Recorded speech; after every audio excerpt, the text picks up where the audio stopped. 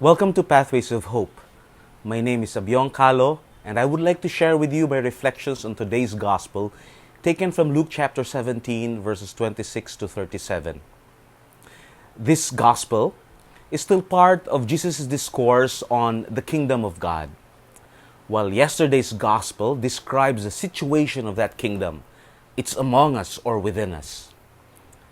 Today's Gospel focuses on the situation or the coming. It describes to us what will happen of the coming of the Son of Man when Jesus returns again as judge. And so the accent of this gospel is really in the inescapable or the suddenness of his coming. It's so sudden and unannounced that it seems like it's unexpected. Although we are supposed to expect his second coming. You see, it's just like this game where you put your hand on top of your opponent's hands, and the goal of your opponent is to slap your hand, and your goal is to make sure that you avoid that slap. You see, you know that it's coming, but the slap is unannounced and it comes so quickly that sometimes your hand gets hit. Now, what do we do with this? We are actually called to be very vigilant, to always be watchful and to fix our eyes on Jesus and to not lose our sight of heaven. Jesus uses the example in the sacred history and uses the example of Noah in the time of Lot, where people were just so focused in their life and not mindful of heaven, not mindful of the affairs of God. And when it came, they were not prepared. So we need to be vigilant. The second thing we need to do is to always be ready.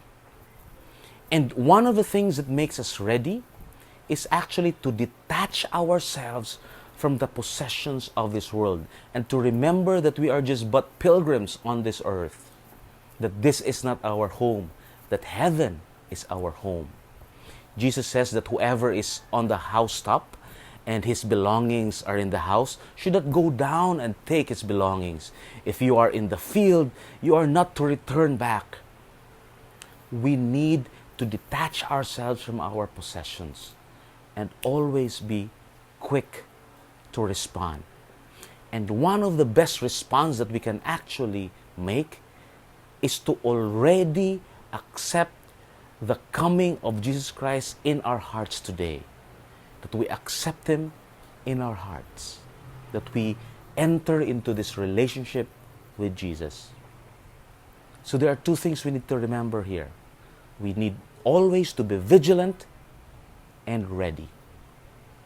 I pray, brothers and sisters, I pray, dear friends, that we will do all our best to always be watchful, always be awake, and always be ready and not be attached to the material things in this world.